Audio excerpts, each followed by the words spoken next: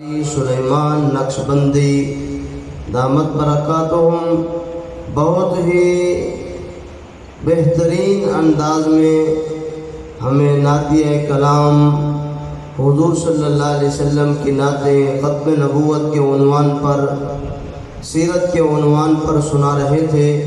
اللہ ان کے علم میں عمر میں برکتیں عطا فرمائے۔ الحمدللہ ماہانہ درس قرآن اپنے 16 مہینے مکمل کر کے 17ویں مہینے میں داخل ہو چکا ہے۔ اب بڑی محنت کے ساتھ ساتھی الحمدللہ اس پروگرام کو آگے چلانے میں جد و جہد میں لگے ہوئے ہیں کہ مستقل الحمدللہ ماہانہ درس قرآن آپ حضرات کی محنتوں سے تعاون سے الحمدللہ جاری اور ساری ہے۔ اللہ کرے یہ سلسلہ تا قیامت جاری اور ساری رہے۔ حضرات علماء کرام تشریف لاتے رہیں، ہم ان کی زیارت کرتے رہیں، قیمتی نصائح سے معزوز ہوتے رہیں۔ اب ہمارے استاد مکرم، استاد الحدیث و تفسیر، عالم بعمل، ولی کامل حضرت مولانا ذوالفقار احمد صاحب جامعہ خیر المدارس ملتان کے مدرس بھی ہیں اور استاذی طلباء کرام کے محسن بھی ہیں، اور اللہ جل جلالہ نے کتابت کا ملکہ بھی استاذی کو باکمال عطا فرمایا ہے۔ ہم استاذی کی علمی گفتگو انشاءاللہ توجہ اور دھیان کے ساتھ سنیں گے، اور اس سے ہمیں انشاءاللہ فائدہ ہوگا اور اپنے پلے باندھ کر جائیں گے۔ اب میں ملتمس ہوں اپنے استاذ مکرم جامعہ خیر المدارس ملتان کے استاد التفسیر والحدیث، عالم بعمل حضرت مولانا ذوالفقار احمد صاحب دامت برکاتہم العالیہ سے کہ حضرت ہمیں اپنے قیمتی نصائح سے معزوز فرمائیں۔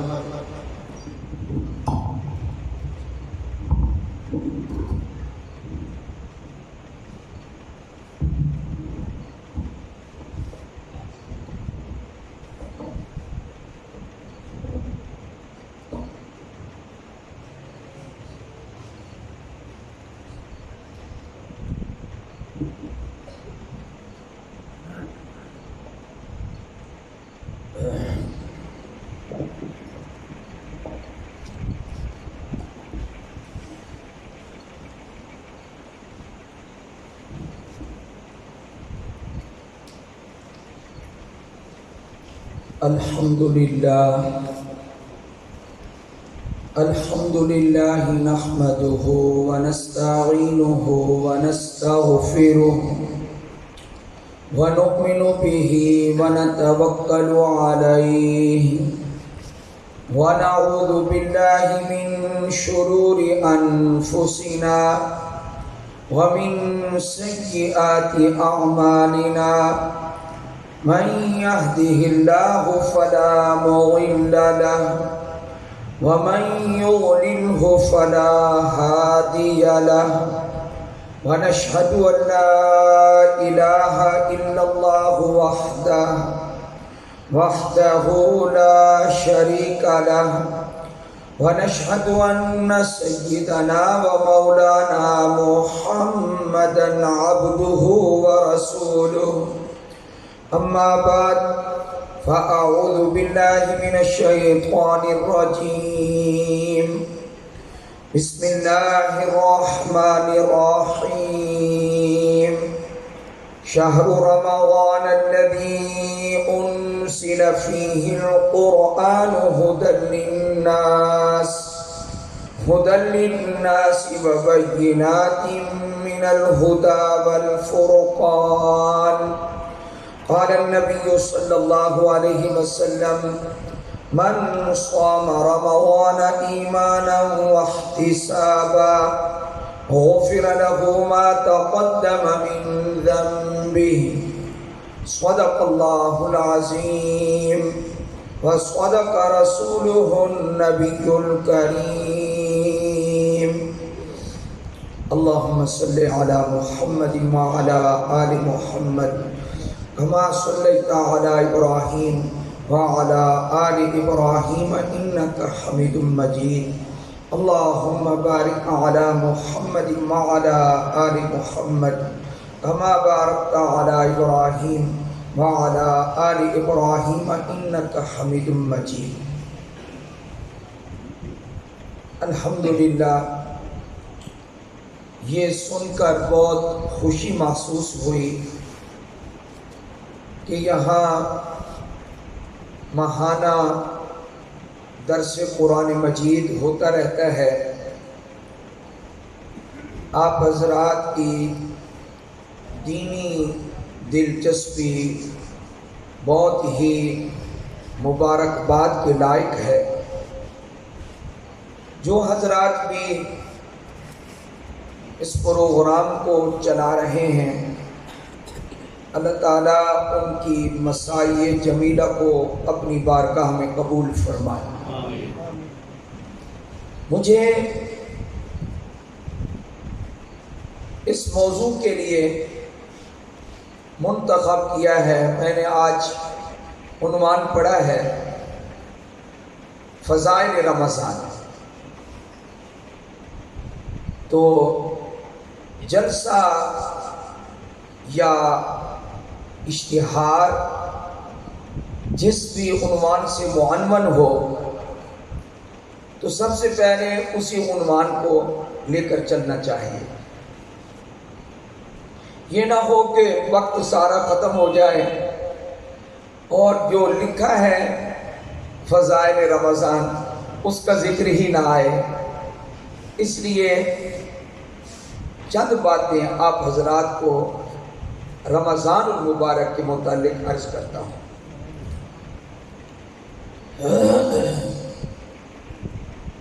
اللہ تعالیٰ نے موقع عطا فرمایا، جیسا کہ آپ میں سے بہت سارے حضرات کو اللہ نے حج کا، عمرے کا بار بار موقع دیا ہوگا. تو ایسا ہی ایک موقع عمرے کا تھا. عمرے پر جب جانا ہوا تو ایک رات نماز عشاء سے پہلے مدینہ منورہ کا واقعہ عرض کرتا ہوں. نماز عشاء سے پہلے ہمیں فون آیا، وہاں مسجد نبوی میں جو بڑے قاری صاحب، پاکستانی قاری عبداللہ صاحب پڑھاتے ہیں، کہ جتنے بھی ملتان سے ساتھی آئے ہوئے ہیں یہ عمرے کے لیے، ان سب کی نماز عشاء کے بعد مدینہ منورہ ہی میں ایک جگہ دعوت ہے. تو سب حضرات فلاں جگہ جمع ہو جائیں اور دعوت پر چلیں.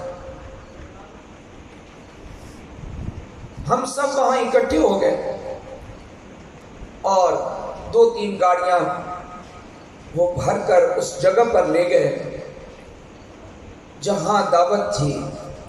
وہاں جا کر پتہ چلا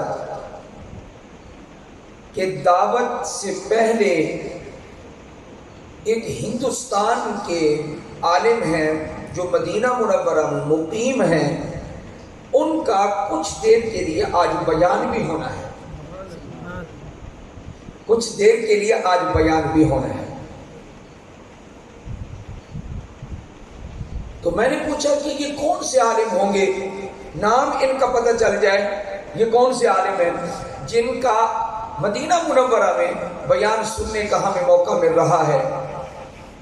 انہوں نے بتایا کہ یہ ہیں مولانا یونس پالن پوری، ہندوستان کے عالم ہیں. حضرت مولانا عمر پالن پوری رحمت اللہ علیہ کے صاحبزادے ہیں. تو ان کا آج بیان ہوگا. چونکہ ان کی کتاب بکھرے موتی وہ ہم دیکھ چکے تھے، اس کو پڑھ چکے تھے.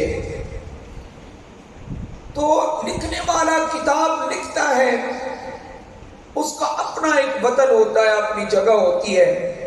لیکن اگر صاحب کتاب سے براہ راست استفادے کا موقع مل جائے، ملاقات کا موقع مل جائے، تو آدمی کی خوشی دوبارہ ہو جاتی ہے. تو ہم نے بہت غنیمت سمجھا کہ حضرت مولانا عمر پالنپوری رحمت اللہ علیہ کے صاحبزادے مولانا یونس پالنپوری سے آج براہ راست سننے کو یہ ملے گا موقع، تو ہم ایک کمرے میں جمع ہو گئے. ہم نے دیکھا کہ ایک بوڑھے عالم ہیں اور ان کی وضاحت وہی پرانے علماء جیسی ہے، ماشاءاللہ یہاں تک ان کی داڑھی، اور جیسے پرانے علماء کو آپ نے دیکھا ہوگا ویسے ہی حلیہ تھا. بزرگان دین کے نقش قدم پر چلنے والے، تقوی والے، پرہیزگاری والے، للہیت والے، خشیت والے، اللہ والے. حضرت مولانا یونس پالنپوری دامت برکاتہم العالیہ نے یہ نہ سمجھے کہ وہ ان کے بیٹے تھے تو شاید نوجوان ہوں گے، نہیں، ان کی داڑھی ساری کی ساری سفید تھی، یعنی بوڑھے تھے وہ. اور ہم نے زمانہ طالب علمی میں رائے گنج کے اجتماعات میں خود ان کے والد صاحب حضرت مولانا عمر پالنپوری رحمت اللہ علیہ کے بیانات بھی سنے تھے. اس لیے بڑا اشتیاق تھا کہ صاحب تصنیف سے استفادے کا موقع مل رہا ہے. بہت سارے علماء وہاں جمع تھے، غیر علماء بھی تھے، طالب علم بھی تھے، بلکہ وہ پاکستانی طالب علم جو بالجامعہ المدینہ المنورہ، مدینہ منورہ کا جامعہ، وہاں کی یونیورسٹی اسلامیہ الجامعہ الاسلامیہ میں جو زیر تعلیم تھے، وہ بھی اس دعوت میں بعض شریک تھے. اب جو بیان انہوں نے کیا وہ تھا شعبان میں، شعبان المعظم میں، اور آگے رمضان بالکل قریب آ رہا تھا. تو میں نے یہ سوچا کہ جو کچھ ہم نے مدینہ میں سنا ایک جید عالم سے، تو اسی کا خلاصہ آپ حضرات کے سامنے رکھ دیا جائے. ہمارا دین کہاں سے آیا ہے؟ یا مکہ سے یا مدینہ سے. ہمارا روحانی مرکز، بولے آواز سے، مکہ اور مدینہ ہے. یہ دونوں شہر محبت الوحی کہلاتے ہیں، یہاں وحی اترتی رہی ہے. یہ وہ پاکیزہ شہر ہے جہاں جبریل وحی لاتے رہے. اس لیے نہ مکہ کا مقابلہ کوئی کر سکتا ہے، نہ مدینہ منورہ کا کوئی مقابلہ کر سکتا ہے. میں اپنے جمعہ کے بیان میں کہتے رہتا ہوں کہ ملتان والوں، ہمارے اس ملتان میں بڑے بڑے اولیاء آرام کر رہے ہیں، لیکن دنیا بھر کے اولیاء کہیں بھی دفن ہو جائیں، آپ کا یہ شہر جس میں بہت سارے اولیاء آرام کر رہے ہیں، یہ دنیا کا کوئی اور بڑا شہر جہاں اولیاء آرام کر رہے ہیں اور وہاں مدفون ہیں، وہ جگہ بابرکت تو ہو سکتی ہے، لیکن وہ شہر اور وہ جگہ نہ مکہ شہر کا مقابلہ کر سکتی ہے، نہ مدینہ شہر کا مقابلہ کر سکتی ہے. یہ ہمارا عقیدہ ہے. مکہ کا مقابلہ کیوں نہیں ہو سکتا؟ اس لیے ان کو میں نے یہ سمجھایا، اپنی مسجد والوں کو میں نے کہا کہ اللہ پاک نے مکہ شہر کی قسم کھائی ہے قرآن پاک میں، تمہارے ملتان کی کوئی قسم اللہ نے نہیں کھائی. والتین والزیتون وطور سینین وہذا البلد الامین. تو اللہ نے کس شہر کی قسم کھائی ہے؟ مکہ کی. لا اقسم بهذا البلد وانت حل بهذا البلد. اللہ تعالیٰ نے اس بلد کی قسم کھائی ہے، مکہ شہر کی قسم کھائی ہے. اور مدینہ کی اللہ نے قسم اگرچہ نہیں کھائی لیکن مدینہ شہر اس لیے اعلیٰ ہے دنیا کے شہروں سے کہ اللہ نے اپنے محبوب کو وہاں سلا دیا ہے، ہمیشہ کے لیے سلا دیا۔ اس لیے نہ مدینہ کا مقابلہ اور نہ مکہ کا مقابلہ۔ تو خیر یہ تمہید میں وقت چلا گیا، اب ذرا آپ توجہ فرمائیں گے، ہمارے سب کے لیے، میرے لیے، آپ کے لیے ایک عمل کی بات آ رہی ہے۔ سب سے زیادہ تقریر میں وہ پہلو اہم ہوتا ہے کہ صرف قصہ نہ بیان کر دیا جائے بلکہ وائس کو بھی اور سامعین کو بھی اس بات سے، اس جملے سے یا اس قصے سے عمل کی ترغیب ہو اور عمل کا پہلو سامنے آئے، وہ جز تقریر کا سب سے اہم ہوتا ہے۔ اس لیے میں عرض کر رہا ہوں کہ رمضان کی آمد ہے۔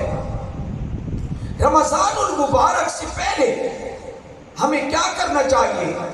تو مولانا یونس پالنپوری رحمت اللہ علیہ نے ایسی بات ارشاد فرمائی، آپ یقین مانیں کہ ہم نے پڑھا بھی ہے، پڑھایا بھی ہے، لیکن جو بات مدینہ منورہ میں اس مجلس میں حضرت سے ہم نے سنی، پہلے نہ پڑھی تھی نہ ہم نے سنی تھی، وہ پہلی مرتبہ ہم نے سنی ہے۔ اب آپ تیار ہو جائیں اس کو پلے باندھنے کے لیے، تاکہ میرا یہ سفر بھی کام کا ہو، آپ کا آنا بھی کام کا ہو، اور آنے والا رمضان ہمارا قیمتی رمضان بن جائے۔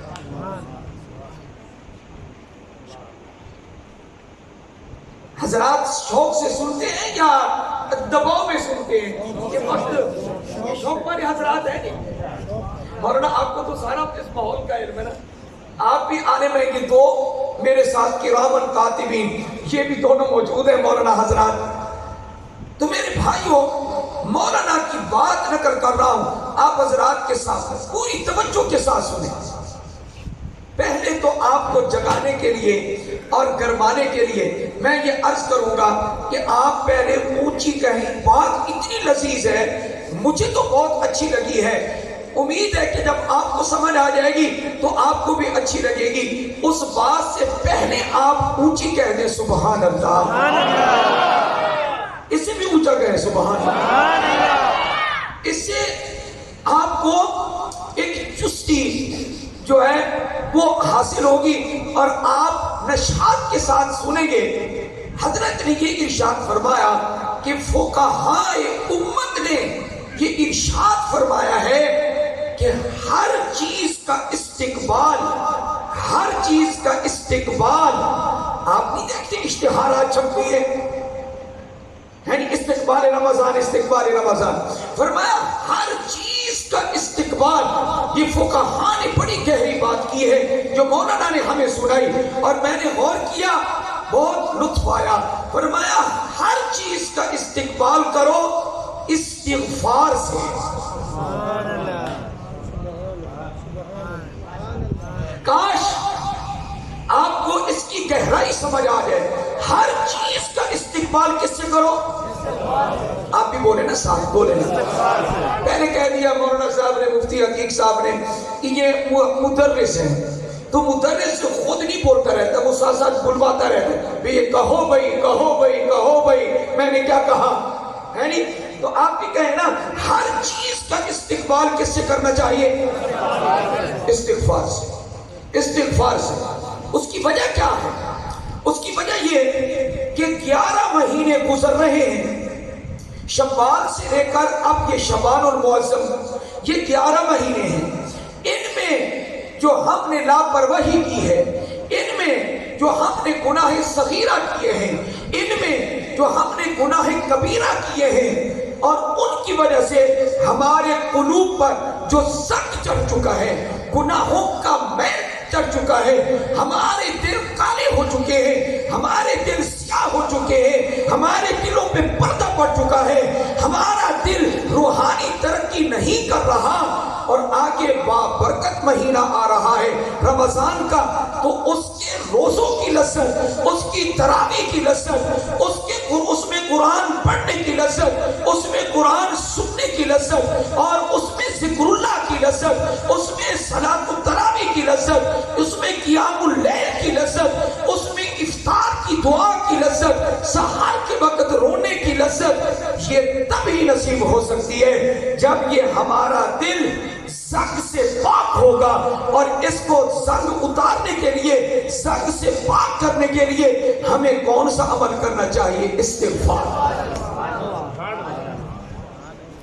اگر رمضان کی عبادات سے متمتع ہونا چاہتے ہیں، آپ لذت اندوز ہونا چاہتے ہیں، اور آپ رمضان میں فائدہ اٹھانا چاہتے ہیں اور رمضان کو ذخیرہ آخرت بنانا چاہتے ہیں، تو میرے اوپر بھی لازم ہے، آپ کے اوپر بھی لازم ہے، ہمیں کیا کرنا چاہیے رمضان کے آنے سے پہلے؟ جی آواز نہیں آئی، پیچھے والے حضرات نہیں بول رہے. ہاں جی، کیا کرنا چاہیے بھائیو؟ آخر تک بتا دو کیا کرنا چاہیے؟ استغفار کرنا چاہیے.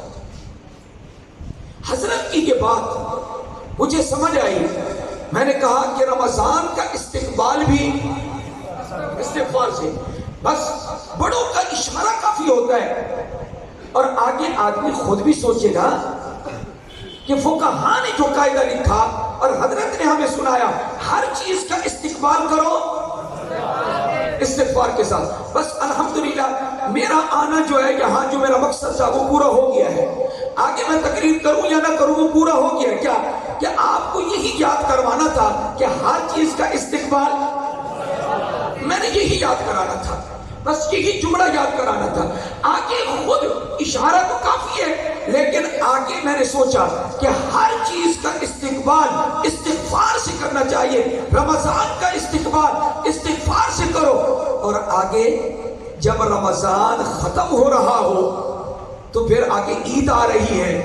آگے ہم خود سوچیں نا کیا کہ عید کا استقبال بھی ہم، یہ بات سمجھ آ گئی ہمیں، اس قاعدے سے ہمیں سمجھ آ گئی. کیوں؟ اس لیے کہ رمضان کی ہر گھڑی قیمتی ہے، اس کا ایک ایک لمحہ قیمتی ہے، اس کے ایام قیمتی ہے، اس کی لیالی قیمتی ہے، دن بھی قیمتی، راتیں بھی قیمتی، اس کا نفس قیمتی، اس کا سانس قیمتی، اس کا لمحہ قیمتی، اس کا دقیقہ، منٹ اور سیکنڈ قیمتی.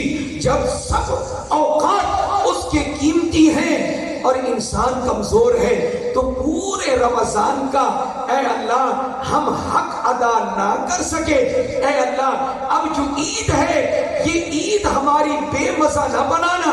ہم اپنی کوتاہیوں پر استغفار کرتے ہیں اور عید والے دن اور عید سے پہلے والی رات میں اے اللہ ہمیں رمضان کا پورا انعام عطا فرما. اس لیے ہر چیز کا استقبال کس سے کرنا چاہیے؟ بس بھائی میں تو یہی بتانے کے لیے آیا ہوں. اب آپ لوگ شاید اس کو معمولی سمجھ رہے ہو. جو یہاں خطبہ بیٹھے ہیں ان کو دیکھنا یہ اپنے جمعوں پر اس کو کس طرح بیان کرتے. سبحان اللہ. مجھے کہتے رہتے ساتھی کہ استاد جی بس آپ تھوڑی سی بات فرما دیا کریں، باقی جمعہ دے جانے اور ہم جانے. اس کی متن آپ دے دیا کریں، اس کی شروحات اور حواشی وہ ہم لگا لیا کریں گے، اس پر حاشیے چلپی ہم لگا لیا کریں گے. ہر چیز کا استقبال کس سے کرنا چاہیے ہمیں؟ میرے بھائیو بہت بڑا سبق ہے جو فقہاء اسلام نے ہمیں پڑھایا ہے، بہت بڑا سبق ہے. میں نے سوچا کہ آگے کیا آ رہا ہے. شوال جب شروع ہوگا تو یہ اشہر حج شروع ہو جائیں گے، حج کے مہینے شروع ہو جائیں گے. شوال، ذوالقعدہ، ذوالحج. جس وقت بھی آپ حج کا احرام باندھنے کی نیت کریں، حج کا عمل شروع کریں، تو اس سے پہلے اے میرے پروردگار میں تو بڑا گناہگار تھا اور تو نے مجھے حج اور عمرے کی سعادت نصیب فرمائی ہے اور تو فرما رہا ہے میرے پروردگار میں پہلے اپنی کوتاہیاں اور اپنے گناہوں کی معافی مانگتا ہوں، پھر اس کے بعد میں احرام باندھتا ہوں. تو ہمیں حج کا استقبال بھی کس سے کرنا چاہیے؟ ہر چیز کا استقبال استغفار سے کرو میرے بھائیوں. یہ بہت بڑا عمل ہے، اور اللہ کتنا خوش ہوگا، اللہ اتنا استغفار پر خوش ہوتا ہے کہ اس بندے نے اپنے آپ کو اپنے اعتراف کے ساتھ مجرم اور گناہگار سمجھ لیا ہے۔ اور اللہ کی عدالت کا قانون اور ہے، دنیا کی عدالتوں کا قانون اور ہے۔ یہاں پولیس والے پکڑے، پٹائی کریں اور مجرم اقرار کرے میں نے چوری کی ہے، میں نے ڈاکہ ڈالا ہے، میں نے قتل کیا ہے، میں نے فلاں کیا ہے، تو جج بھی، وکلا بھی، تھانے دار بھی، بڑے بڑے افسران بھی خوش ہو جاتے ہیں، کیا کہ مجرم سے ہم نے اقرار کروا لیا، اب سزا اس کو ہم نے دینی ہے۔ وہ پکڑ کے اس کو خوب سزا دیتے ہیں، جتنی اس کی سزا بنتی ہے وہ بھی دیتے ہیں، بعض اوقات اس سے زیادہ بھی دیتے ہیں۔ لیکن اللہ کا عجیب قانون ہے کیا کہ اس کے دربار میں جو آ کر یہ کہہ دینا، کسی کو بتائے بھی نہ، زیادہ اونچا بھی نہ کہے، دل میں کہہ دے آپ نماز پڑھنے کے لیے آئے، سنتیں آپ نے پڑھنی ہے، آپ نے کہا ابھی تو 5 منٹ باقی ہے، آپ نے دل میں کہا اے اللہ میں گناہگار ہوں، اے اللہ میں مجرم ہوں، اے اللہ میں قصوروار ہوں، اے اللہ مجھ سے کوتاہیاں ہوئی ہیں، تیری نعمتیں کہاں اور میرا عمل کہاں؟ پروردگار اللہم انت و انا، اے اللہ تو ہے اور میں ہوں۔ پروردگار یہ دل میں کہہ دے، اتنا لمبا بھی نہ کہے، یوں کہہ دے پروردگار رب اغفر لی، اللہم اغفر لی، اے اللہ تو میری بخشش کر دے۔ اللہ کہتا ہے اس نے اپنے جرم کا اقرار کر لیا، میں نے اس کو معاف کر دیا۔ اللہ کی بارگاہ کا قانون اور ہے، وہاں اعتراف کے بعد پکڑا نہیں جاتا، چھوڑا جاتا ہے۔ مجھے واقعہ پرانا پڑا ہوا یاد آ گیا، اللہ اکبر، ایک قبائلی علاقے کا صحابی، اس وقت بھی قبائلی نظام تھا، سرداروں کا نظام تھا، اس وقت ہر قبیلے کا ایک سردار علیحدہ ہوتا تھا۔ تو ایک صحابی دیہات کا رہنے والا، ایک قبیلے کا، وہ آپ کے پاس بیٹھا ہوا ہے اور آپ علیہ الصلوۃ والسلام سے عرض کرنے لگا، کہنے لگا اے اللہ کے رسول صلی اللہ علیہ وآلہ وسلم ایک بات تو بتائیں۔ آپ نے فرمایا پوچھو، توجہ ہے نا آپ حضرات کی؟ تو کہنے لگا کہ ایک بات پوچھنی ہے، فرمایا پوچھو۔ کہنے لگا جی قیامت کے دن ہمارا حساب ہوگا، قرآن مجید میں حساب ہوگا؟ تو آپ صلی اللہ علیہ وسلم نے فرمایا ہاں حساب حق ہے، حساب ہوگا۔ اس نے کہا جی میں نے اگلی بات بھی پوچھنی ہے، کیا؟ فرمایا پوچھو۔ کہنے لگا کہ یہ بتائیں، وہ صحابی کہنے لگے، عرض کرنے لگے یہ بتائیے کہ حساب لے گا کون؟ صحابی پوچھنے لگے حساب لے گا کون؟ صحابی یہ پوچھنے لگے حساب لے گا کون؟ نبی کریم صلی اللہ علیہ وآلہ وسلم نے ارشاد فرمایا حساب اللہ لے گا۔ حساب کون لے گا؟ اللہ لے گا، حساب اللہ لے گا۔ وہ صحابی یہ سن کر، باقی صحابہ کی کیفیت اور ہو گئی، اس صحابی کی کیفیت اور ہو گئی، باقی سارے صحابہ ڈر گئے، اللہ کو کون حساب دے سکتا؟ اللہ کو کوئی حساب دے سکتا؟ اگر کوئی پیدا ہوا ہو دنیا میں تو بتاؤ، اللہ کو کوئی حساب نہیں دے سکتا۔ تو صحابہ باقی ڈر گئے۔ وہ جو قبائلی صحابی تھا وہ خوش ہو گیا، وہ کہنے لگا جی اب کوئی پرواہ نہیں ہے، اللہ حساب لے گا نا، کوئی پرواہ نہیں ہے۔ عجیب بات ہے، باقی ڈر رہے ہیں، باقی ڈر رہے ہیں، اور اس صحابی کی اپنی کیفیت ہے، وہ کیا کہتے ہیں؟ کوئی پرواہ نہیں ہے جی، پھر ٹھیک ہے، پھر انشاءاللہ ہم چھوٹ جائیں گے، پھر انشاءاللہ ہم چھوٹ جائیں گے۔ اس صحابی نے کہا ویسے میں آپ کو صحابہ کے بارے میں یہ بتا دوں، اور یہی ہمارا عقیدہ، دعا کریں اسی عقیدے پر اللہ زندہ رکھے، اسی پر موت عطا فرمائے۔ ہر صحابی جنتی ہے، ہر صحابی جنتی۔ ہمارے استاد محترم حضرت مولانا یاسین صاحب صابر رحمت اللہ علیہ ایک دن فرمانے لگے اللہ نے ہر صحابی سے جنت کا وعدہ کر رکھا ہے۔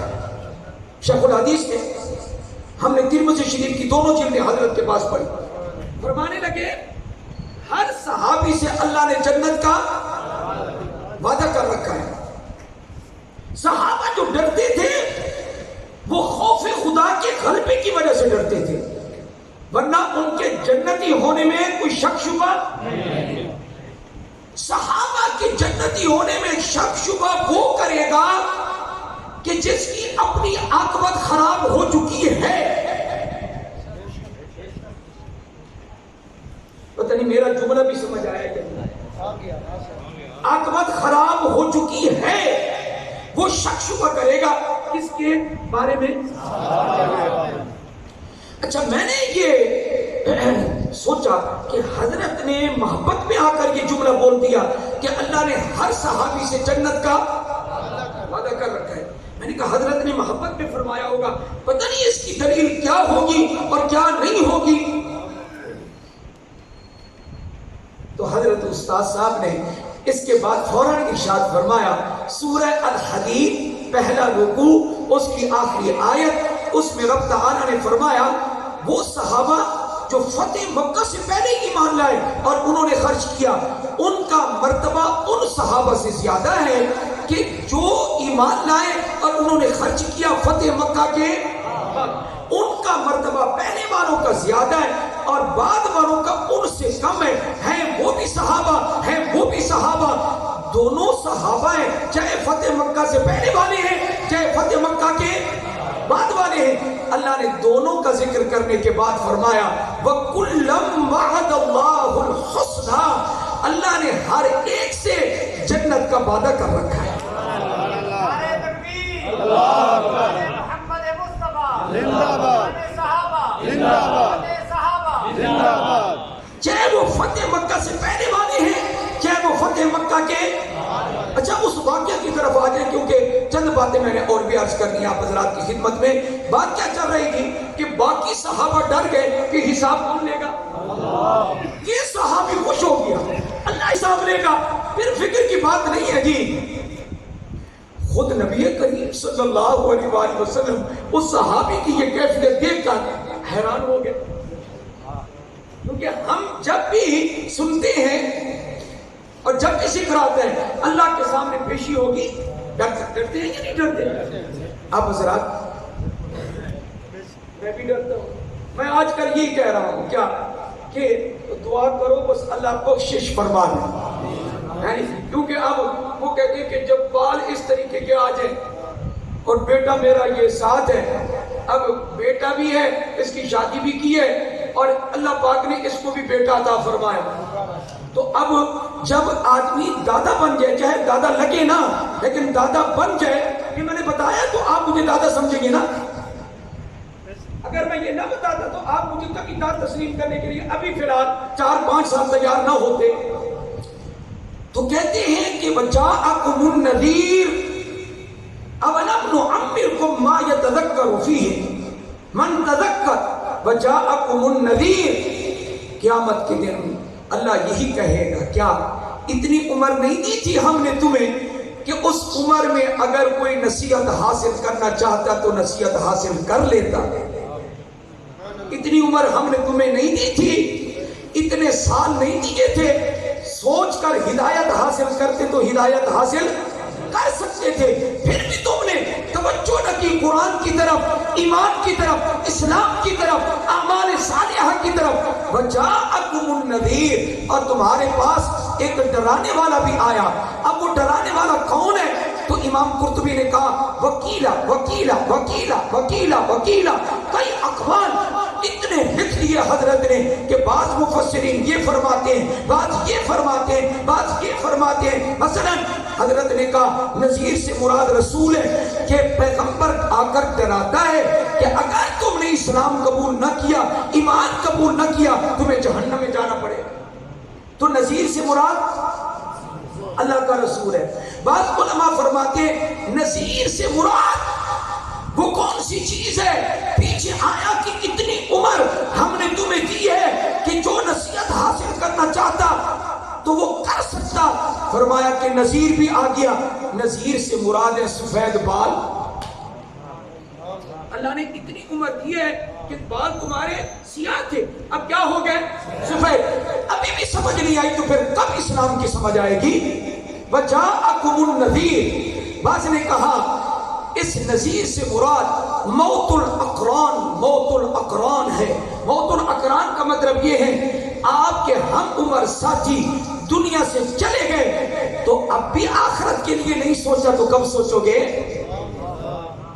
موت الاقران، موت الاقران یہ ہے. بعض نے کہا کیا کہ اگر آدمی کے بیٹے کا بیٹا پیدا ہو جائے تو اس کے بعد اس کو گچھڑی باندھنا شروع کر دینی چاہیے. کیا کہ اب میری عمر کے وہ لمحات جو جوانی اور شباب اور عروج کے تھے وہ ختم ہو چکے.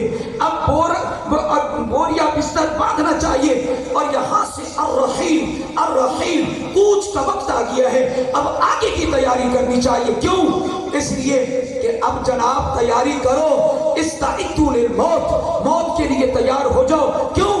اس لیے کہ اب جناب کا صرف بیٹا نہیں ہے بلکہ دنیا میں پوتا بھی آ گیا. اب یہاں سے کوچ کرنے کا وقت آ گیا. الرحیل، الرحیل. وجاءکم النذیر.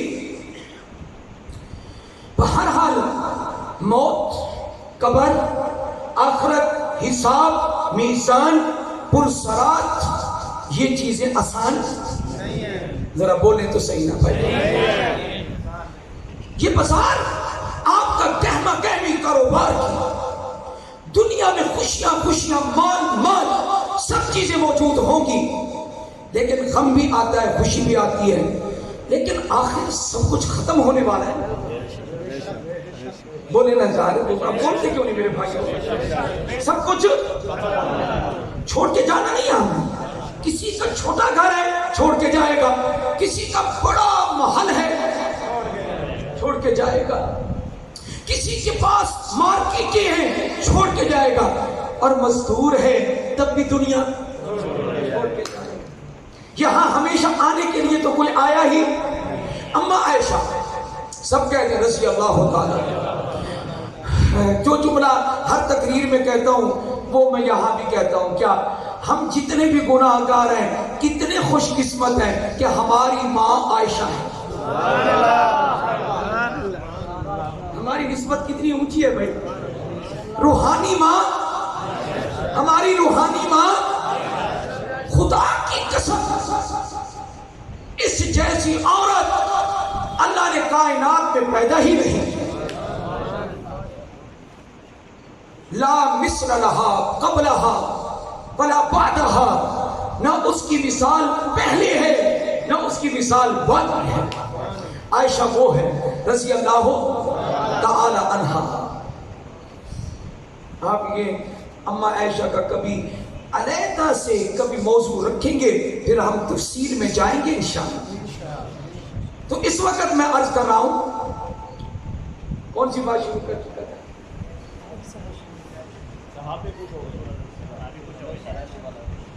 اما عائشہ رضی اللہ تعالیٰ کو قول سنا رہا تھا دنیا سے جانے کے بارے میں.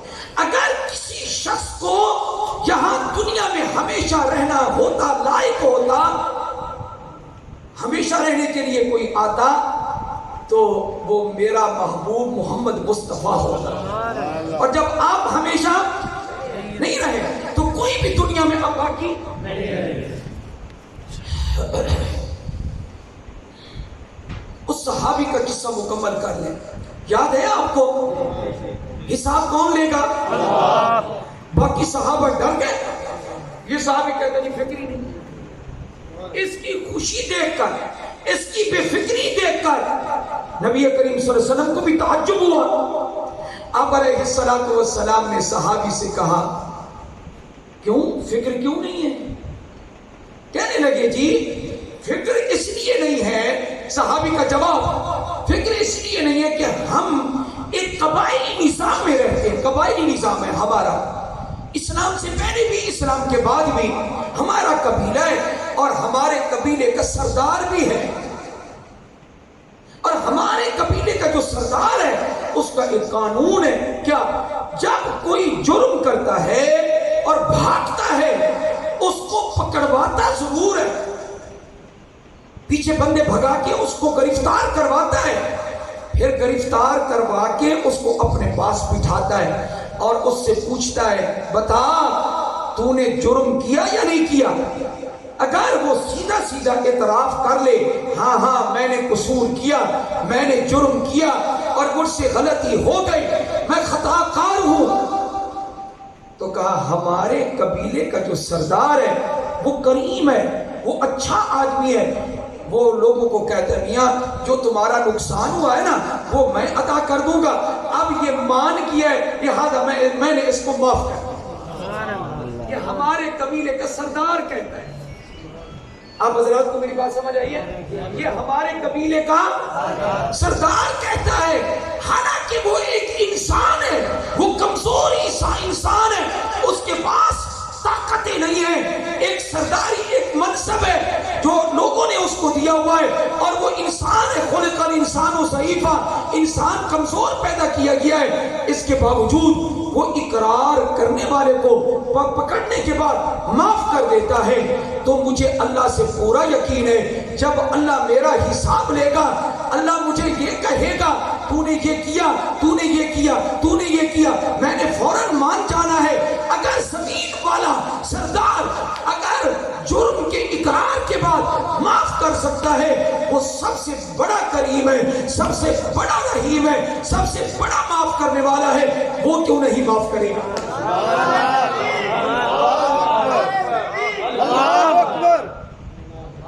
یہ تھا اس صحابی کا گمان. اور آپ کو پتہ ہونا چاہیے کیا کہ جیسا بندہ اپنے رب کے بارے میں گمان کرتا ہے اللہ ویسے اس کے ساتھ معاملہ کرتا ہے. عجیب ہے صحابہ کی جمال. رنگ ہے، پھول ہے، صحابہ پھول ہیں اور ہر پھول سے مہک اپنی خوشبو ہے. صحابہ ستارے ہیں، ہر ستارے سے روشنیاں. ایسا ہے یا نہیں؟ اچھا عجیب بات ہے صحابہ کو تشبیہ بھی ستاروں کے ساتھ دی گئی ہے. وجہ یہ ہے کیا کہ جو اندھیرا ہوتا ہے نا، جو ظلمت ہوتی ہے اس میں روشنی کام آتی ہے نا، تو ظاہر ہے روشنی کام آتی ہے. تو صحابہ کو تشبیہ جب ستاروں کے ساتھ دی گئی ہے تو یہ اشارہ کر دیا گیا ہے کیا کہ جس طرح دنیا میں رات ہوتی ہے، اندھیرا ہوتا ہے، جہاں ستاروں سے تم روشنی حاصل کرتے ہو. بلکہ پہلے لوگ تو فرمایا وَبِالنَّجْمِ وَعَلَامَاتٍ وَبِالنَّجْمِ هُمْ يَهْتَدُونَ. پارہ نمبر 14 میں میرے رب نے کہا کیا کہ جب راستہ تم چلتے ہو، دن کا راستہ تم چلتے ہو اے لوگوں، وَعَلَامَاتٍ، وہاں پر علامات ہوتی ہیں کیا دن کو فلاں پہاڑ آئے گا اتنا راستہ ختم ہو جائے گا، فلاں پہاڑ آئے گا یہ راستہ ختم ہو جائے گا، درخت آئے گا یہ نشانی وہ نشانی. راستہ دیکھتے ہوئے دن کو سفر کرتے ہو اور رات کے وقت کس سے تم رہنمائی حاصل کرتے ہو. اللہ نے فرمایا وَبِالنَّجْمِ هُمْ يَهْتَدُونَ. رات کے مسافر، اندھیرے کے مسافر، ظلمات کے مسافر وہ کس سے روشنی، کس سے رہنمائی حاصل کرتے ہیں؟ آسمان کے ستاروں سے، آسمان کے کواکب سے، آسمان کے نجوم سے. تو تشبیہ صحابہ کی ستاروں کے ساتھ جب آئی ہے، ہمارے سامنے آئی ہے، تو اس سے پتہ چل گیا کیا قیامت کے دن اندھیرے ہی اندھیرے ہوں گے. اگر ان اندھیروں میں تمہیں رہنمائی کی ضرورت ہے، روشنی کی ضرورت ہے، تو تم صحابہ کے پیچھے چلتے جاؤ، اندھیروں سے نکال کر وہ تمہیں جنت میں سیدھا داخل. وَعَلَامَاتٍ وَبِالنَّجْمِ هُمْ يَهْتَدُونَ. رب تعالیٰ نے بھی نجوم کا ذکر کیا اور ہمارے نبی علیہ السلام کے صحابہ کس کی مانے؟ ستاروں کی مانے. ستاروں سے روشنی کی یہ ہمیں حاصل ہوتی ہے. میں نے ایک تقریر میں نے یہ کہہ دیا تھا، میں نے کہا تھا یہ ستارے رات کو نظر آتے ہیں لیکن دن کو نظر نہیں آتے. کبھی یہ غروب ہو جاتے ہیں، کبھی یہ طلوع ہو جاتے ہیں. یہ ستارے تو ایسے متغیر ہوتے رہتے ہیں. لیکن محمد مصطفیٰ ایسا چاند ہے، جب سے وہ طلوع ہوا اور اس کے ستارے نمودار ہوئے، نہ وہ ڈوبا ہے نہ یہ ستارے ڈوبیں گے. افق پر چمکتے رہیں گے، جگمگاتے رہیں گے، یہ روشنی کرتے رہیں گے، ہمیشہ یہ روشنی قائم رہے. ہر چیز کا استقبال ماشاءاللہ سبق یاد ہے. ہاں جی، استغفار سے کرنا چاہیے نا. اگر آپ تھکے نہیں ہیں تو استغفار پر ہی حضرت امام احمد بن حنبل کے قصے کو ذکر کر کے دعا کرنا. حضرت امام احمد بن حنبل کا اجازت ہے؟ بہت بڑا بھی نہیں ہے، مختصر ہے. حضرت امام احمد بن حنبل رحمت اللہ علیہ، یہ قصہ بھی سب سے پہلے ہم نے مولانا سے اسی مجلس میں سنا. مولانا یونس پالنپوری مدثر لہم فرمانے لگے حضرت امام احمد بن حنبل رحمت اللہ علیہ کا ایک دن ارادہ ہوا، آج رات کسی دور کی بستی میں گزاروں گا اور مسجد میں گزاروں گا اور وہاں حدیث پاک جو لکھنی ہے حدیث پاک لکھتا رہوں گا. کیوں؟ یہاں شہر میں لوگوں کی آمد و رفت ہوتی ہے، میرے کام میں خلل ہوتا ہے، لہذا تنہائی چاہیے، مجھے خلوت چاہیے تاکہ میں حدیثیں پڑھتا رہوں، لکھتا رہوں. یہ کنہوں نے سوچا؟ حضرت امام احمد بن حنبل رحمت اللہ علیہ. 5 سے 6 منٹ میں انشاءاللہ میں اس کو ختم کر دوں گا. حضرت امام احمد بن حنبل رحمت اللہ علیہ کی سوچ کر شہر سے باہر چلے گئے. مثلا یہ مظفر گڑھ ایک شہر ہے تو یہاں آس پاس دور دراز تھوڑے فاصلے پر بستیاں ہیں نا، تو حضرت کا ارادہ ہوا کسی ایسی بستی میں جاتا ہوں جہاں کو مجھے جاننے والے نہ ہوں. دور چلے گئے، ایک بستی میں گئے، ایک مسجد میں چلے گئے، اس بستی کی مسجد میں گئے. عشاء کی نماز کا وقت ہوا، مقتدی آئے نماز پڑھنے کے لیے. تو حضرت ان کو دیکھتے رہے. اس وقت یہ بلب روشنیاں اتنی تیز تو نہیں تھی، زیادہ سے زیادہ چراغ، ان کی روشنی تھوڑی ہوتی تھی. حضرت ایک طرف بیٹھ گئے، نظر بھی دوڑائی اور دل میں الحمدللہ پڑھنے لگے. شکر ہے کہ یہاں کوئی مجھے جاننے والا اور میرا وقت ضائع کرنے والا کوئی نہیں ہے. علماء کا وقت، جن علماء کا وقت قیمتی ہوتا ہے، پھر ان کو اس بات کا احساس ہوتا ہے کہ ہمارا وقت ضائع نہ ہو. ویسے بھی ہر مسلمان کا وقت تھوڑا ہی ہے، ہر مسلمان کو چاہیے چلتے پھرتے اللہ کا ذکر کرے. کیا کرے جی؟ اللہ کا. ایک حدیث میں سنا دیتا ہوں، ریاض الصالحین میں بھی ہے، اوپر کی بڑی کتابوں میں بھی ہے. میں نے پڑھا تو میں اش کر اٹھا. 4 کلمات نبی علیہ السلام نے فرمایا، سبحان اللہ والحمدللہ ولا الہ الا اللہ واللہ اکبر. یہ کلمات جو اربع ہیں، 4 کلمات سمجھ آگے. اور یہ چاروں کلمات تیسرے کلمے میں موجود ہیں. چاروں کلمات نبی اکرم صلی اللہ علیہ وآلہ وسلم نے فرمایا، احب الی مما طلعت علیہ الشمس. یہ 4 کلمات میں پڑھوں، یہ مجھے زیادہ محبوب ہے ان تمام چیزوں سے جن پر سورج نکل کے اپنی دھوپ اور روشنی ڈالتا ہے. پوری دنیا کی چیزوں سے یہ 4 کلمات کا پڑھنا مجھے زیادہ محبوب ہے. رمضان میں اس کی بھی کثرت کرنی چاہیے انشاءاللہ. کیا پڑھنا چاہیے؟ سبحان اللہ والحمدللہ ولا الہ الا اللہ واللہ اکبر ولا حول ولا قوت الا باللہ. اب آپ ناراض نہ ہو، ابھی ایک حدیث ختم کی، اب دوسری یاد آ. توجہ ہے نا؟ اب وہ ہمیں طریقے نہیں آتے کہ ہم یہ کر دیں گے اور وہ کر دیں گے. اب حدیث سنائیں یا یوں کریں اور یا کریں، یہ طریقے ہمیں نہیں آتے. اب حدیث سن لو، آرام سے سن لو. صلی اللہ علیہ وسلم فی سفر، سیدنا ابو موسیٰ الاشعری رضی اللہ تعالیٰ عنہ ارشاد فرماتے ہیں ہم صحابہ حضور اکرم صلی اللہ علیہ وسلم کے ساتھ ایک سفر میں تھے، تو صحابہ نا جیسے اونچی جگہ آتی تھی تو صحابی کہتے تھے اللہ اکبر، بعض روایات میں یوں آتا ہے کہ یوں کہتے تھے لا الہ الا اللہ اللہ اکبر۔ اونچی جگہ پر چڑھتے نا، ویسے سنت طریقہ کیا ہے جی؟ اونچی جگہ پر چڑھو تو کیا پڑھو، اور جب اترو تو اس سنت پر سب عمل کریں گے انشاءاللہ۔ ٹھیک ہے، آپ کے گھر کی سیڑھیاں، آپ کی دکان کی سیڑھیاں، اس پر ذکر کرتے ہوئے باقاعدہ کوئی اور ذکر بھی نہ کریں، حدیث پر عمل کرتے رہیں، آپ کا ذکر جاری ہے۔ آپ کیسے چڑھیں گے؟ چڑھتے ہوئے کیا پڑھتے جائیں گے آپ، اور اترتے ہوئے سبحان اللہ، یہ ذکر ہوتا رہے گا نا۔ اچھا، بعض لوگ کہتے ہیں یہ میں ذکر کر رہا ہوں کہ آپ کی تسبیح کیوں کرتے ہیں؟ کہ میرے پیر صاحب نے بتایا میرا پیر پہنچا ہوا ہے، میرا پیر بڑا نیک ہے، تو آئے میں آپ کو وہ تسبیح نہ بتا دوں، یہی کلمات کون سے؟ اللہ اکبر اور سبحان اللہ، جو تمام پیروں کے پیر محمد مصطفیٰ نے بتائی کاش ہم قرآن و حدیث کے نزدیک آ جائے نا، مزہ آ جائے گا زندگی میں۔ قرآن و حدیث کا اپنا نور ہے، یہ دل کو جگمگاتا ہے۔ قرآن میں نور ہے، پاک نبی کے فرمان میں نور ہے صلی اللہ علیہ وسلم۔ تو واقعہ میں کیا شروع کر رہا ہوں، وہ کہاں چلے گئے؟ مسجد، اور نماز کا وقت بتا دیا میں نے، عشاء کا بتایا۔ تو حضرت نے نظر ڈالی تو الحمدللہ کوئی میرا یہاں واقف نہیں ہے۔ امام صاحب نماز پڑھانے کے لیے آئے، مقتدی پہلے سے موجود تھے۔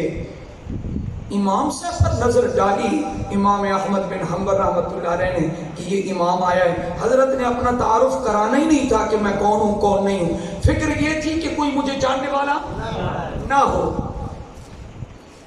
حضرت نے دیکھا کہ جس نے نماز پڑھائی ہے وہ امام احمد بن حنبل کا تلمیذ اور شاگرد ہے، لیکن حضرت نے جس کونے میں بیٹھے تھے وہاں سے حرکت تک نہیں کی، آواز نہیں نکالی۔ اس نے بھی سمجھا جیسے کہ عام معمول کے مطابق مقتدی آتے ہیں تو آج بھی معمول کے مطابق مقتدی بیٹھے ہوئے ہیں۔ یہ پتہ نہیں تھا کیا کہ اتنا بڑا امام آج مسجد میں موجود ہے۔ کس کو پتہ تھا امام احمد بن حنبل جیسا؟ اللہ اکبر کبیرہ۔ عجیب، اللہ پاک نے ہمیں امام دیے، 4 امام فقہ کے اور حدیث کے، کمال ہے۔ امام ابو حنیفہ رحمت اللہ علیہ، اور امام شافعی رحمۃ اللہ، امام مالک، امام شافعی، امام احمد بن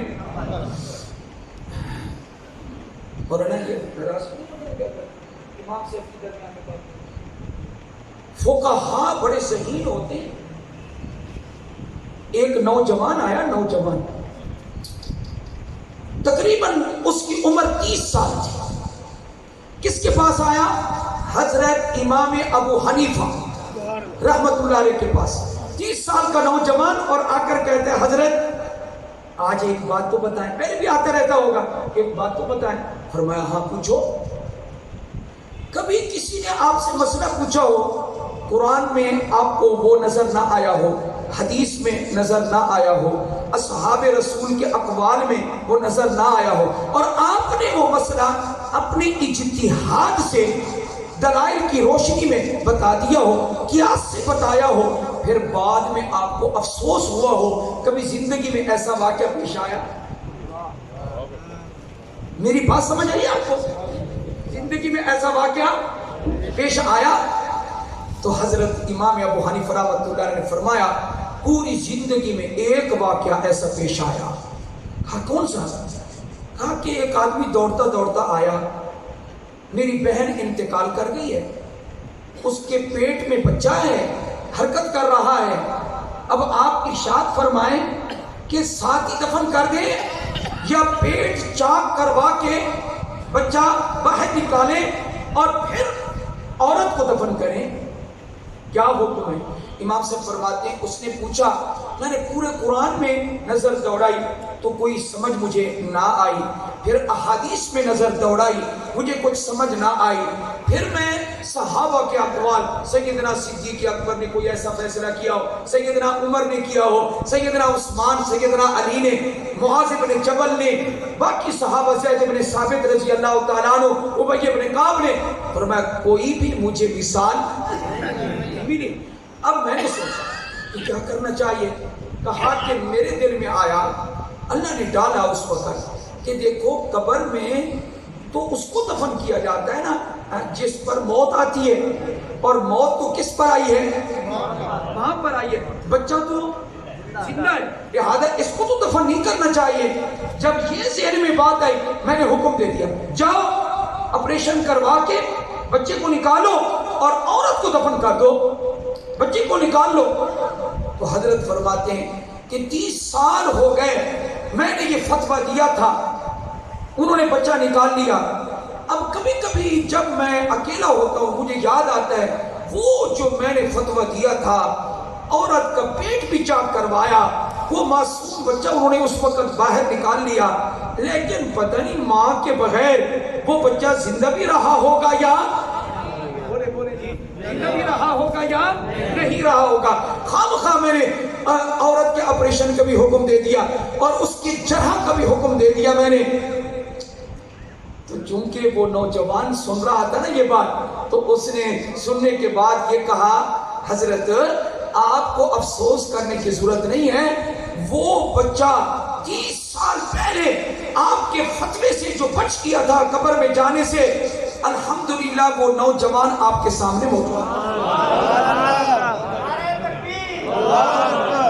شان محمد مصطفیٰ، امام ابو حنیفہ، فقاہت امام ابو حنیفہ، میں آپ کے سامنے موجود ہوں، لہذا آپ کو افسوس کرنے کی ضرورت نہیں ہے۔ جن کے فتوے ہی اتنے اعلیٰ ہوں ان پر بکواس کرنے کی کوئی ضرورت نہیں ہے، اپنی عاقبت خراب کرنے کی کوئی چلتا ہے چلتا رہے۔ ابو حنیفہ کو اس لیے ہم نے مانا، اس نے قرآن کی شرح سنائی، اس نے حدیث کی شرح سنائی، اس نے قیاس سے امت کی رہنمائی کی، ہم اس لیے ابو حنیفہ کی بات، اس لیے امام مالک کی بات مانتے، اس لیے امام، اور اس لیے آج ذکر خیر ہو رہا ہے امام احمد بن حنبل رحمہ اللہ کا۔ آئیے ذرا امام احمد بن حنبل رحمۃ اللہ علیہ خاموش رہے، وہ کونے میں بیٹھے تھے، میری بات سمجھ آ رہی ہے؟ آپ حضرات بھی کہتے ہوں گے کہ پھر دوبارہ اسی قصے پہ لاتی ہیں، لانا تو ہے، مکمل تو کرنا ہے نا قصہ۔ ہاں تو امام احمد بن حنبل رحمۃ اللہ علیہ خاموش رہے، امام صاحب اپنی بقیہ نماز مکمل کر کے چلے گئے، مقتدی ایک ایک کر کے اپنے گھروں کو چلے گئے۔ اب آ گیا وہ وقت، امام احمد بن حنبل فرماتے رحمہ اللہ میں تنہا مسجد میں رہ گیا، اور مسجد کا خادم جس نے مسجد کو بند کرنا تھا وہ آ گیا، میں اندر بیٹھا ہوا تھا۔ اس نے کہا بابا جی اس وقت امام احمد بن حنبل بوڑھے ہو چکے تھے، سردی کی رات تھی اور قسمت کی بات یہ ہے کہ بارش بھی اتر رہی تھی، تو کہنے لگا بابا جی آپ یہاں سے چلے جائیں، کیوں؟ اس لیے کہ میں نے مسجد کو بند کرنا ہے۔ حضرت نے فرمایا میں مسافر ہوں، میں نے رات مسجد میں گزارنی ہے۔ اس نے کہا جی میری ڈیوٹی ہے مسجد بند کرنا، آپ کسی اور جگہ جائیں، آپ ذرا جائیں نا، باہر جائیں نا، میں ذرا اندر ہال بند کر لوں۔ ہال کو بند کرنے کے بعد پھر ذہن میں آ گیا، امام سے فرماتے میں نے کہا شاید یہاں نرمی کرے، تو امام احمد بن حنبل کہ یہاں نرمی کرے، وہ کہنے لگا بابا جی میں نے آپ کو کہا نہیں ہے کہ آپ چلے جائیں۔ حضرت امام احمد بن حنبل رحمہ اللہ فرماتے ہیں کہ مجھے سمجھ نہیں آ رہی تھی کہ یہ میرے ساتھ سخت رویہ کیوں اختیار کر رہا ہے، مجھے کوئی سمجھ، اللہ تعالیٰ اس کو سخت کرتا جا رہا ہے، اس کے دل میں نرمی نہیں آ رہی، میں کہتا بھی ہوں میں مسافر ہوں، اس کی نرمی نہیں کر رہا، اللہ کی طرف سے اس کا دل نرم نہیں ہو رہا، میرے بوڑھے پن کو بھی نہیں دیکھ رہا، میرے سفید بالوں کو بھی نہیں دیکھ رہا. پھر میں نے سوچا یہ تو مجھے نکال رہا ہے, اب میں بتا دوں اتنا تاکہ صحن میں تو رات گزارنے دینا.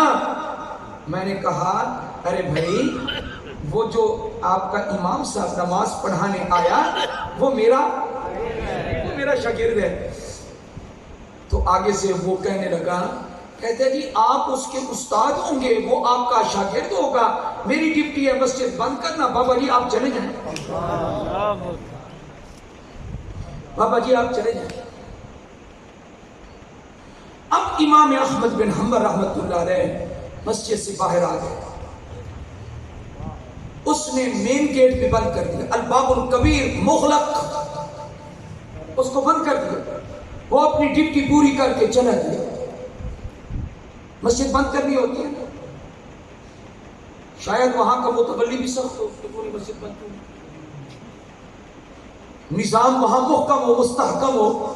ممکن ہے کہ صبح کیا جواب دوں گا متولی صاحب, اس نے اپنا کام کیا, مسجد بند ہو گئی, الباب الکبیر مغلق. وہ اپنے گھر چلا گیا. آگے جو گلی ہے اس گلی میں تنہا دنیا کا چمکتا دمکتا امام کھڑا ہے, بے سہارا کھڑا ہے. امام احمد بن حنبل فرماتے ہیں میں نے رب سے دعا کی, مشکل پیش آئے ولیوں سے مانگنا چاہیے یا ولیوں نے جس سے مانگا اس سے مانگنا چاہیے؟ بولے تو صحیح, کچھ تو بولے آپ بھی. ولیوں پر جب مشکل آئی, ولی تو کم درجے کے ہیں, صحابہ پر مشکل آئی تو کس سے مانگا؟ میں پڑھوں کہ صحابہ نے کس سے مدد مانگی. اللہ فرماتے اذ تستغیثون ربکم فاستجاب لکم انی ممدکم بألف من الملائکۃ مردفین. بڑے بڑے قاری تو یہاں بیٹھے ہوں گے, میں شاید اتنی تو تجوید والا نہ ہوں, لیکن کم از کم سنائی تو دیتے ہیں میں کیا پڑھ رہا ہوں. اذ تستغیثون ربکم, یہ میرے جمعے کا بیان ریکارڈ پر ہے, اس کو سنو. میں نے اس کی کیا تشریح کی ہے, اس کا لفظی ترجمہ یہ بنتا ہے اذ تستغیثون ربکم, بدر کے میدان میں اے صحابہ اس بدر کے میدان کو یاد کرو جب تم اپنے رب سے مدد مانگ رہے تھے. صحابہ کس سے مدد مانگ رہے ہیں؟ اللہ سے مانگ رہے ہیں. لیکن اس میں تستغیثون کے لفظ سے میں نے استفادہ کرتے ہوئے یہ کہا, ترجمہ یوں کریں تب بھی ٹھیک ہے کیا, اے صحابہ اس وقت کو یاد کرو, اے محمد کے دوستو اس وقت کو یاد کرو, اے محمد کے شاگردوں اس وقت کو یاد کرو جب تم اپنے رب کو غوث بنا رہے تھے. اس تستغیثون ربکم, غوث اعظم کون؟ اللہ. بولتے نہیں ناراض ہے مظفر گڑھ والوں, ناراض نہ ہونا. ہمارا غوث اعظم اللہ, ہمارا داتا اللہ, ہمارا مشکل کشا اللہ, حاجت روا اللہ, اولاد دینے والا اللہ, رزق دینے والا اللہ, خوبصورتی دینے والا اللہ, علم دینے والا اللہ, اولاد کے خزانے اللہ دینے والا, ہر چیز کے, اور آپ کو صبح شام روٹی کھلانے والا اللہ, آپ کو کپڑا دینے والا اللہ ہے. تو یہ الگ الگ چیزیں ہیں. میں نے سارے مضامین کو سمیٹنے کی تھوڑی کوشش کی ہے. تو یہ ترجمہ آپ ہی یاد رکھو, کیا جب تم اپنے رب کو کیا بنا رہے تھے, اذ تستغیثون ربکم فاستجاب لکم. اور آگے علماء کے لیے ایک نکتہ ہے, اللہ نے اس تستغیثون کے بعد ثم استجاب, ثم ذکر نہیں کیا کیونکہ ثم میں دیر ہو جاتی ہے, ثم تراخی کے لیے. اللہ نے فرمایا فاستجاب لکم, تم نے مانگا میں نے فوراً 1000 فرشتے اتار دیے. سبحان اللہ, دیر بھی میں نے نہیں کی. یہ ہے فا للتعقیب مع الوصف, فوراً کے لیے, فوراً کے لیے. بلکہ آج کل کی اصطلاح میں فوراً سے بھی پہلے, فوراً بولنے میں بھی دیر لگ سکتی ہے, اللہ کی مدد آنے میں اتنی دیر بھی نہیں. استستغیثون ربکم فاستجاب لکم, اللہ سے مانگنے والے تو بنے نا ہم. بات بڑھ جائے گی. میں اس قصے کو ختم کر کے دعا کرتا ہوں. بہت ساری باتیں گھوم رہی ہیں. کیا کہا جی؟ امام احمد بن حنبل گلی میں کھڑے ہیں, بارش اتر رہی ہے, جوان ہے یا بوڑھے ہیں؟ بوڑھے آدمی کو سردی بھی اللہ اکبر کبیر. حضرت فرماتے ہیں میں نے اللہ سے دعا کی, اے پروردگار کوئی چھت آج کی رات کے لیے یہاں عنایت فرما دے جس کے نیچے میں, مجھے سردی بہت لگ رہی ہے. حضرت نے دعا کی, اللہ نے قبول فرمائی. یہ اوپر نا ایک غرفہ تھا, چبارہ, عربی میں غرفہ چبارے کو کہتے ہیں. تو چبارہ تھا, بالا خانہ تھا, وہاں ایک کمرہ تھا, اس کمرے کی کھڑکی کھلی تھی اور اوپر ایک خباز نان پائی, روٹیاں پکانے والا تنور پر اور بیچنے والا, وہ رہتا تھا. اس نے دیکھا, کیونکہ اللہ جب دعا قبول کرتا ہے تو کوئی نہ کوئی سبب, اس نے دیکھا روشن دار سے کھڑکی سے دیکھا کہ ایک بوڑھا ہے, اجنبی ہے, مسافر ہے, اس بستی کا نہیں ہے, اور اتنی سردی میں بارش میں باہر کھڑا ہوا ہے. اس نے وہیں سے آواز دی, اس نے کہا بوڑھے, اس کو کیا پتا تھا کہ بوڑھا کون ہے. کہا بوڑھے اوپر آ جاؤ, سردی کی وجہ سے مر نہ جانا, اوپر آ جاؤ. تو حضرت فرماتے جب مجھے یہ آواز آئی تو میں نے سمجھا کہ میرے رب نے میری دعا کو قبول فرما لیا. میرے پروردگار نے میری دعا کو قبول فرمایا کہ میں اوپر کیا, اور اس کے بعد جا کر جب میں نے سلام کیا, سلام اس نے جواب دیا. اس نے کہا مسافر ہو؟ ہاں میں مسافر ہوں. یہاں کوئی تمہارا جاننے والا نہیں. اچھا, کیونکہ جو جاننے والا تھا وہ تو چلا گیا تھا. یہاں مسافر ہو؟ کہ مسافر ہو. تو یہاں رات ٹھہر جاؤ. ٹھیک ہے میں رات یہاں گزارتا ہوں. امام احمد بن حنبل نے اپنا تعارف نہیں کروایا. آج تو جگہ جگہ کیا ہوتا ہے, تھوڑا سا کسی کو عہدہ مل جائے نا, وہ جگہ پہلے السلام علیکم, وعلیکم السلام, وہ اگلا اگر یہ کہے وعلیکم السلام, کیا حال ہے جی, خیریت ہے, ہاں ٹھیک ہے, میرا اپنا عہدہ بتا دو, میں فلانا ہوں, تاکہ یہ زیادہ یعنی یہ دب جائے مجھ سے. اور ایک اللہ کی یہ ولی ہے امام احمد, اپنا تعارف بھی نہیں کروا رہے, میں کون ہوں اور کون ہوں. حضرت فرماتے ہیں مجھے تو رہنے کے لیے کیا مل گئی, جگہ مل گئی, اور سردی سے اللہ نے بچا لیا, بارش سے اللہ نے بچا لیا, محفوظ رکھا. لیکن کہتے ہیں میں حیران ہو گیا اس روٹیاں لگانے والے پر, خباز پر, کہ وہ جب تک جاگتا رہا تب بھی, اور جب سویا, میں تو جاگ رہا تھا. حضرت فرماتے جب سویا اور پہلو بدلتا تھا, کروٹ بدلتا تھا, ادھر سے ادھر ہوتا تھا, تو اس وقت بھی اس کی زبان پر تھا اللہم اغفر لی, بار بار اللہم اغفر, اے اللہ میری مغفرت فرما, بخشش فرما. یہ جملہ اس کی زبان پر ہر وقت جاری تھا. مثلا بیٹھے ہیں, بات کر رہے ہیں, کیا حال ہے جی, خیریت ہے, طبیعت سے ٹھیک ہے جی, ٹھیک ہے, اتنی بات کر کے اللہم اغفر, اللہم اغفر. اور جب بھی پہلو بدلا, رات کے وقت آدمی کی آنکھ کھولی جاتی ہے نا کبھی بین النوم والیقظہ ہوتا ہے, نیند اور بیداری کے درمیان, اس وقت بھی آدمی کی زبان سے کچھ نہ کچھ نکلتا ہے. تو اس کی زبان پر کیا تھا, اللہم اغفر, اے اللہ تو میری بخشش فرما. حضرت امام احمد بن حنبل رحمہ اللہ نے اس سے پھر پوچھا, جب وہ بیدار ہوا تو پوچھا کیا وجہ ہے کہ آپ اس جملے کو بہت پڑھتے ہیں. کون سا جملہ پڑھنے والا کون تھا؟ خباز تھا, روٹیاں لگانے والا تنور پر وہ تھا. اللہم اغفر. ضروری نہیں ہے کہ وہی ولی ہو جنہوں نے جبے کبے پہن رکھے ہو. بعض اوقات سادہ لباس میں بھی ولی, جن ولیوں کا لوگوں کو پتہ تک بھی نہیں ہوتا, ایسے ولی بھی موجود ہو. ایسے حضرت ایسا ہے نا, अल्लाह अकबर, वो बड़े काम के वली होते, बड़े अल्लाह वाले होते,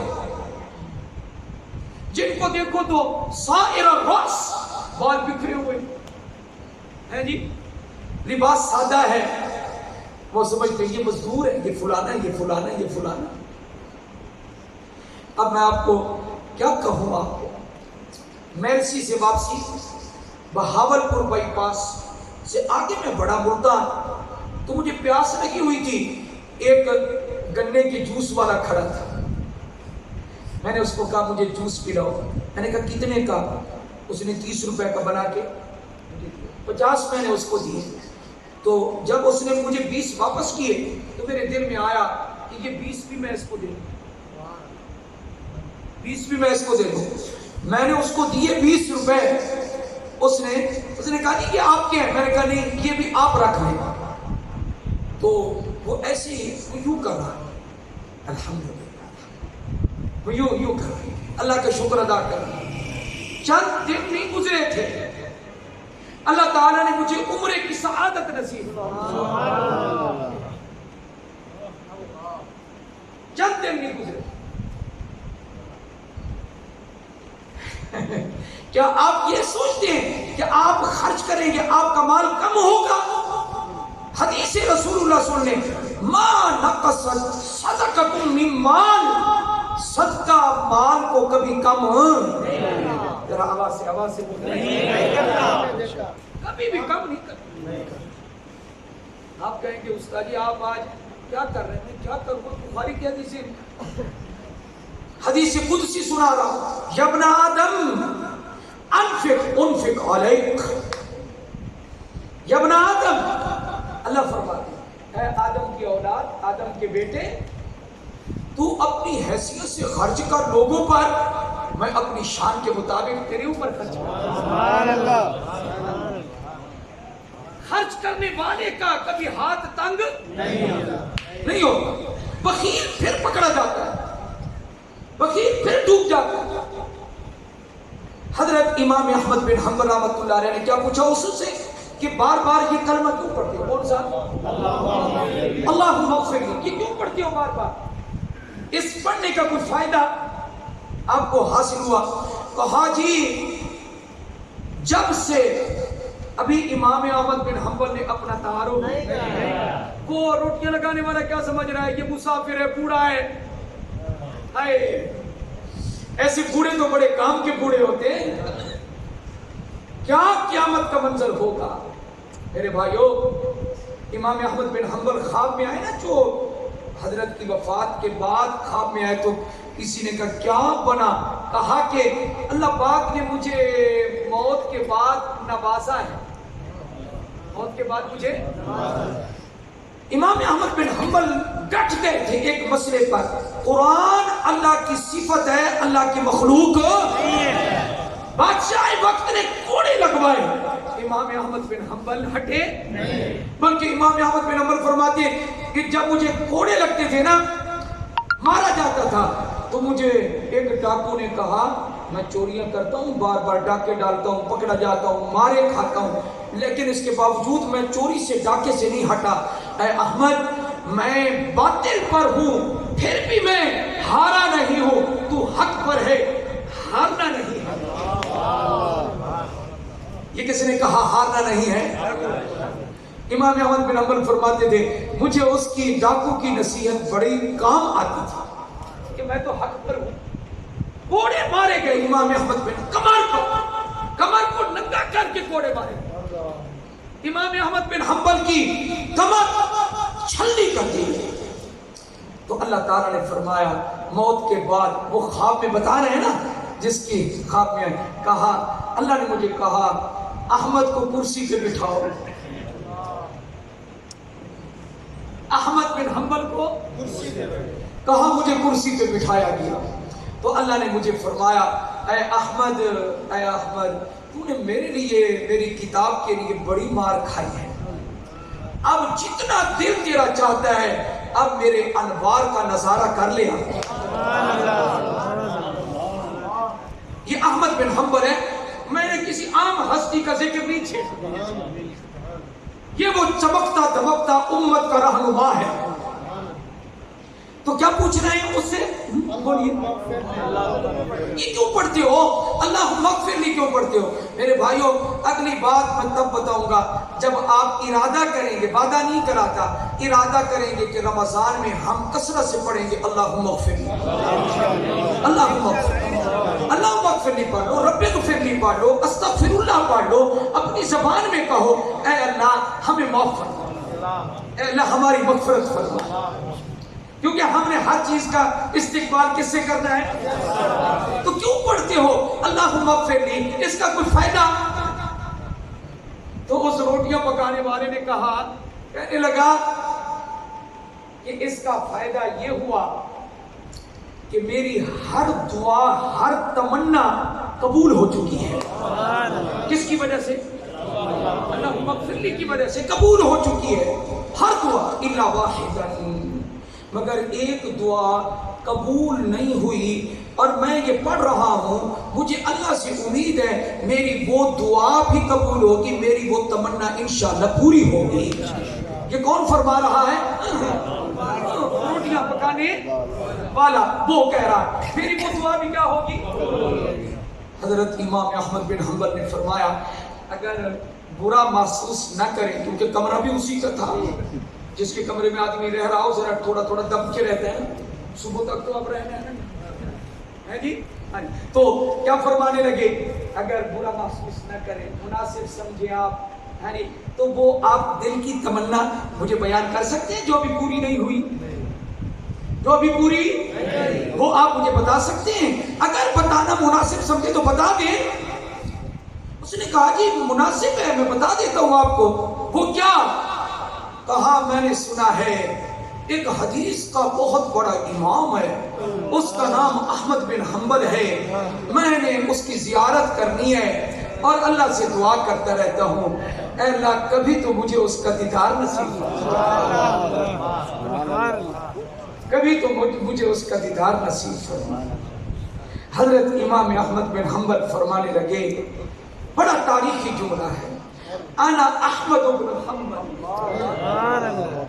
انا احمد بن حنبل، میں ہوں احمد بن حنبل۔ اگلا جملہ جان نکالتا ہے میرے بھائیوں، اتنا بہترین جملہ، لأجل استغفار کا جررت جرا شدیدا، لأجل استغفار کا جررت جرا شدیدا۔ فرمایا کہ مجھے سمجھ نہیں آ رہی تھی کہ وہ مسجد کا خادم مجھے کیوں کہہ رہا تھا جا جا، چلا جا چلا جا، یہاں رہنے کی جگہ، مجھے مسجد سے کیوں دھکے دے رہا تھا، کیوں نکال رہا تھا وہ۔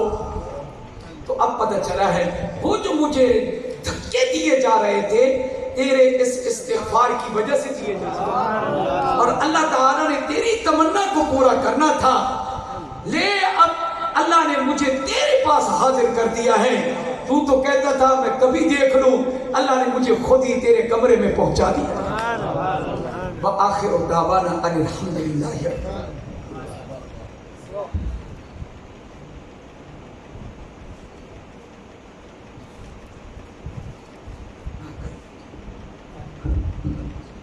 ہے جو حضرات علماء کرام اور ائمہ کرام تشریف لائے ہیں ان کے لیے طعام کا انتظام ہے۔ استاد جی کے مصافحے کے بعد، دعا کے بعد وہ احباب تشریف رکھیں، مصافحہ بھی کریں اور استاد جی دعا فرمائیں گے۔ الحمدللہ رب العالمین الرحمن الرحیم، اللہم انا نسألک العفو والعافیہ، اللہم صلی علی محمد وعلی آل محمد کما صلیت علی ابراہیم وعلی آل ابراہیم انک حمید مجید، اللہم بارک علی محمد وعلی آل محمد کما بارکت علی ابراہیم وعلی آل ابراہیم انک حمید مجید، اللہم ربنا آتنا فی الدنیا حسنہ وفی الآخرۃ حسنہ وقنا عذاب النار۔ یا اللہ ہمارے صغیرہ کبیرہ تمام گناہوں کو معاف فرما دے، اے اللہ ہمارے والدین کی بخشش فرما، اے اللہ ان کی قبروں کو جنت کا باغ بنا، اے اللہ ہمیں اپنے والدین کے ساتھ، اپنی اولاد کے ساتھ جنت الفردوس میں جمع فرما۔ اے اللہ ہمارے جمیع اساتذہ اکرام مشائخ اعظام کے درجات کو بلند فرما۔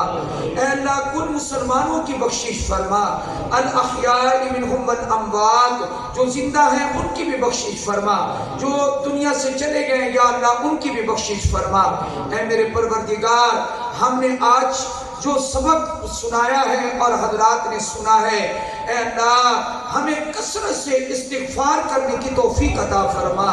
اے اللہ زندگی بھر کی خطاؤں کی معافی مانگتے ہیں، اے اللہ ہماری توبہ کو، ہمارے استغفار کو قبول فرما۔ اے میرے پروردگار آنے والا رمضان ہمیں نصیب فرما، آنے والے رمضان کے فرض روزے ہمیں نصیب فرما، آنے والے رمضان کی صلاۃ التراویح نصیب فرما، تمام نمازیں باجماعت ادا کرنے کی توفیق عطا فرما۔ اے اللہ تہجد کی نماز عطا فرما۔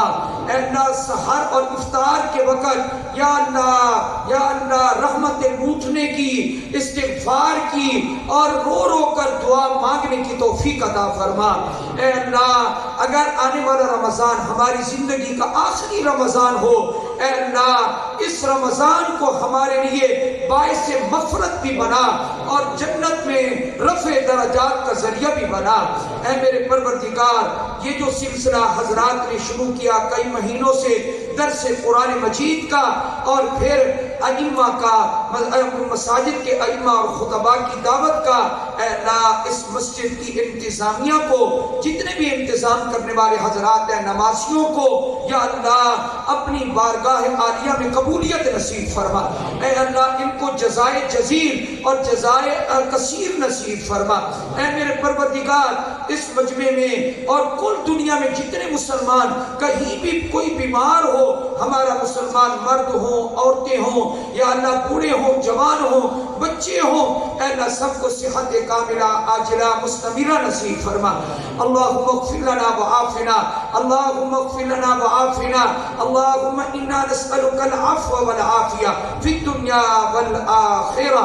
یا اللہ ایک حدیث پاک پڑھی تھی، طوبی لمن وجد فی صحیفته استغفارا کثیرا، خوشخبری ہے اس شخص کے لیے جو کل قیامت کے دن اپنے نامہ اعمال میں استغفار بہت پائے گا۔ اے اللہ ہمیں ان لوگوں میں شامل فرما۔ اے اللہ کثرت سے ہمیں استغفار کی توفیق عطا فرما، کثرت سے پاک نبی پر درود پاک پڑھنے کی توفیق عطا فرما، کثرت سے قرآن پاک کی تلاوت کی توفیق عطا فرما۔ اے اللہ جو حضرات کاروباری ہیں، تاجر ہیں، ان کی تجارت میں، ان کے کاروبار میں برکت پیدا فرما۔ جو بیچارہ مزدور ہے اس کی مزدوری میں، محنت میں برکت پیدا فرما۔ جو ذمہ دار ہیں یا اللہ ان کی زمینوں میں برکتیں پیدا فرما۔ جو بے روزگار ہیں یا اللہ ان کو اور ہم سب کو رزق حلال طیب کثیر وافر نصیب فرما۔ اے میرے پروردگار دنیا کی رسوائی سے بھی محفوظ فرما، آخرت کی رسوائی سے بھی محفوظ فرما۔ اے اللہ میری دعا کا یہ لازمی جزم جو میں نے بنایا ہوا ہے اور مجھے امید ہے کہ تو قبول کرے گا، اور ہم اس دعا سے پہلے ہم اے اللہ استغفار کرتے ہیں، اللہم اغفر لنا، اللہم اغفر لنا، اللہم اغفر لنا۔ اب ہم وہ دعا کرتے ہیں، یا اللہ وہ دعا قبول فرما۔ اللہم انا نسألک الحج والعمرہ مرۃ بعد مرہ وکرۃ بعد کرہ۔ اے اللہ بار بار ہمیں حج عمرے کی سعادت نصیب فرما، روضہ رسول صلی اللہ علیہ وسلم اور شیخین کریمین کے پاس حاضری کی توفیق نصیب فرما، درود و سلام وہاں جا کر بھی پڑھنے کی توفیق عطا فرما، مسجد نبی کی اذان نمازیں نصیب فرما۔ اے اللہ مدینہ طیبہ میں عافیت اور ایمان کے ساتھ مرنا جینا نصیب فرما۔ اے اللہ مسجد نبی میں جنازہ ہو یہ سعادت نصیب فرما، جنت البقیع میں دفن ہونا نصیب فرما، اصحاب رسول امہات المومنین یا اللہ اہل بیت اصحاب رسول کے قدموں میں دفن ہونا نصیب فرما، کل قیامت کے دن پاک محمد کی شفاعت نصیب فرما۔ وصلی اللہ تعالی علی حبیب خیر خلقہ محمد وعلی آلہ واصحابہ وآل بیتہ وازواجہ اجمعین برحمتک یا ارحم الراحمین۔